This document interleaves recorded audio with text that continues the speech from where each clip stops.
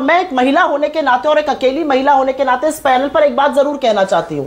इसी लाल किले की प्राचीर से प्रधानमंत्री ने पहले भी महिला सुरक्षा पर बात करी है और उसके कुछ घंटों बाद बिल्किस बानो जो इस देश की बेटी है, उसके जघन्य अपराध के जो दोषी थे पाए गए थे, उनको रिहा किया गया था और प्रधानमंत्री की सरकार की मंजूरी से किया गया था। उनका स्वागत इनके एमएलए ने किया था। प्रधानमंत्री मणिपुर पर चुप रह जाते हैं, प्रधानमंत्री आसाराम को बेल देते हैं, फरलो देते हैं राम रहीम को और बात करते हैं महिला सम्मान की। प्रधानमंत्री के एक शब्द नहीं बोलते थे हाथरस पर।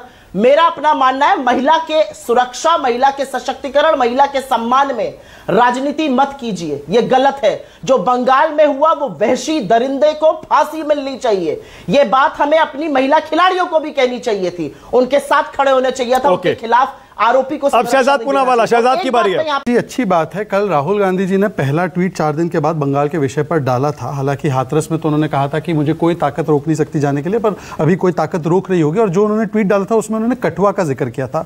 और पता है, कठुआ में जब एक व्यक्ति ने समर्थन किया था बलात्कारियों का, लाल सिंह को हमने लात मारकर निकाला, उसको प्रियंका वाड्रा ने टिकट दिया। सुप्रिया श्रीनेत बताए कि लाल सिंह को टिकट क्यों दिया गया। और ये मैं बात नहीं कह रहा हूं, साकेत गोखले ने ट्वीट करके राहुल गांधी से बोला है तुमसे बड़ा हिपोक्रेट इस देश में नहीं है, देख लीजिए अगर मैं झूठ बोल रहा हूं तो। दूसरी बात मैं पूछना चाहता हूं, महिलाओं के विषय पर बहुत बोलती है ना सुप्रिया श्रीनेत जी, तो बताना संदेश खाली पर राहुल गांधी का क्या स्टैंड था?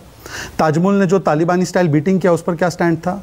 बताइए कि स्वाति मालीवाल पर आप लोगों का क्या स्टैंड था? स्वाति मालीवाल तो राज्यसभा सांसद है, एक शब्द नहीं बोल पाएंगी, छोड़ दीजिए। यही नहीं, अभी और सुनिए। राहुल गांधी को फर्क नहीं पड़ता उनको कहां बिठाया जाए, और अगर मोदी जी लोगों को लगता है कि वो ऐसा करके उनको हतोत्साहित कर देंगे या उनका अपमान कर देंगे, तो अभी तक राहुल गांधी को समझे ही नहीं है। राहुल गांधी को आप 50वीं रो में बिठा दीजिए, उनको फर्क नहीं पड़ता है, लेकिन 5वीं रो में नेता प्रतिपक्ष को बिठाकर आपने अपनी छोटी मानसिकता, अपना छोटे मन को प्रदर्शित कर दिया है। और छोटे मन के लोगों से बड़ी बातों की उम्मीद करना भी बेईमानी है। अच्छा, मेरा अपना मानना है नेता प्रतिपक्ष का जो ओहदा होता है प्रोटोकॉल में, वो कैबिनेट मंत्री का होता है। पहली रो में कैबिनेट मंत्री सारे बैठे थे, उनको वहां बिठाया जाना चाहिए था, लेकिन कोई फर्क नहीं पड़ता राहुल गांधी को इससे। लेकिन इससे एक चीज साफ है, और ये मैं जरूर कहना चाहती हूं, इससे यह साफ है कि लोकतंत्र में लोकतंत्र को मानने की, मान्यताओं की और नेता प्रतिपक्ष की इज्जत सम्मान क्या है वो ये लोग नहीं जानते। आप सोर्सेस की बात कर रहे हैं, सोर्सेस से तो सारी सरकार चल रही है। असलियत यह है कि डिफेंस मिनिस्ट्री ने एक स्टेटमेंट इशू करके बोला कि हम ओलंपियंस को सम्मान देना चाहते थे। अरे बिल्कुल दीजिए, बिल्कुल देना चाहिए, लेकिन क्या फिर डिफेंस मिनिस्ट्री ये कह रही है कि अमित शाह से लेकर निर्मला सीतारमण, जयशंकर, नड्डा जी और शिवराज सिंह चौहान जी उनको सम्मान नहीं देना चाहते थे? और मैं आपकी जानकारी के लिए एक बात और बता दूं, सिर्फ नेता प्रतिपक्ष लोकसभा राहुल गांधी जी को 5वीं रो में नहीं बिठाया गया था। खरगे जी किसी कारणवश नहीं गए, उनकी भी सीट 5वीं रो में थी। गजब बेइज्जती है। जो आपने प्रश्न पूछा कि क्या राहुल गांधी जी ने रिक्वेस्ट किया था, बिल्कुल उन्होंने रिक्वेस्ट नहीं करी थी।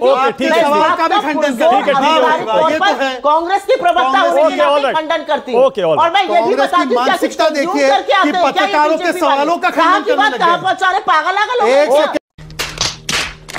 ओके सुप्रिया, मुझे देखिए सर्टिफिकेट आप ना दे, आपका तो क्या हाल है पूरी दुनिया को पता है। ओके ओके शहजाद, चलिए मुद्दे पे। ये पागल कहना, ये मुद्दे पे बिल्कुल नहीं, please no personal comment please. तो बता दीजिए। बिल्कुल नहीं, बिल्कुल। आगरा रिटर्न लोगों से मैं डिबेट नहीं करता, है ना? ठीक है, आइए सुनिए। पहले तो पत्रकारों को बता रही है स्वतंत्रता दिवस पर कि कैसे सवाल पूछना और खंडन करेंगी। जो पत्रकारिता एक दिन में छोड़कर राजनीति में आ गई, वो पत्रकारों के सवालों का खंडन कर रही है, ये तो इनका स्टैंडर्ड है। दूसरी बात मैं आना चाहता हूं मुद्दे पर। देखिए, कहां बैठे हैं इस पर ज्यादा फोकस है, कहां खड़े हैं विषयों पर उस पर नहीं।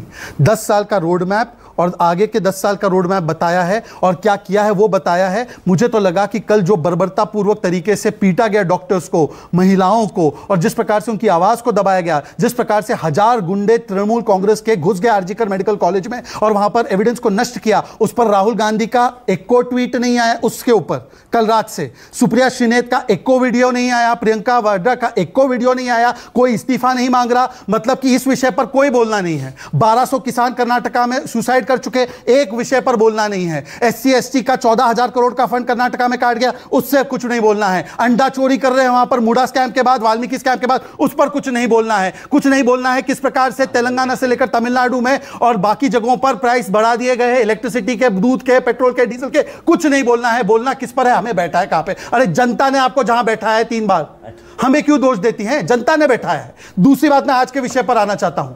वो कहती है, देखिए आपने सवाल स्पेसिफिकली पूछा, राहुल से रिक्वेस्ट की गई थी कि एक सेकंड बीच में मत बोलिए, आप बीच में कतई नहीं बोलेंगे आप। आराम से मैं अपनी बात करूंगा। मैंने इनके बीच में बोला, आराम से, मैंने इनके बीच में बोला, मैं ठीक है, आराम से बोलिए, वन बाय वन। मानक जी अब फैक्ट आगे दीजिए। जब राहुल गांधी को एलओपी का पोजीशन भी हासिल नहीं था, meaning he did not have cabinet rank, 2019 से भी पहले वो पहली पंक्ति में बैठे थे, नितिन गडकरी के साथ बैठे। एक बार पढ़ के सुनाता हूं, Rahul is at front row seat on 70th republic day.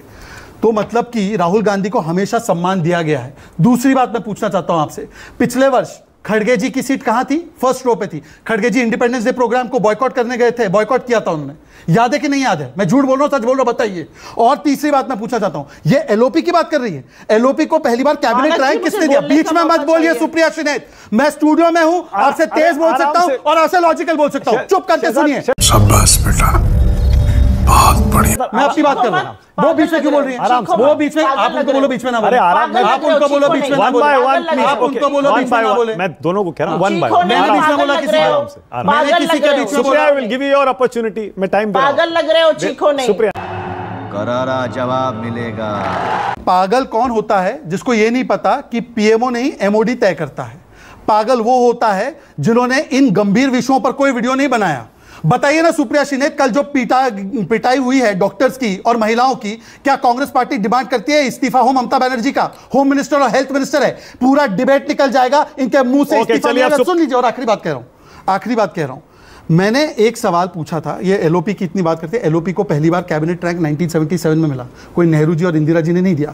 पर मैं पूछना चाहता हूं कि सोनिया जी को कहां पे बिठाते थे एलओपी के रूप में? वाजपेयी जी। नहीं, उसके बाद भी बता रहा हूं, वाजपेयी। खड़गे जी को भी फ्रंट रो सीट मिली है। पिछली बार का आप फुटेज निकालिए, मैं बोल रहा हूं आधा पौना घंटे का शो है ना, फुटेज निकालिए। इंडिपेंडेंस डे के प्रोग्राम का बॉयकॉट किया था खड़गे जी ने, नहीं गए थे।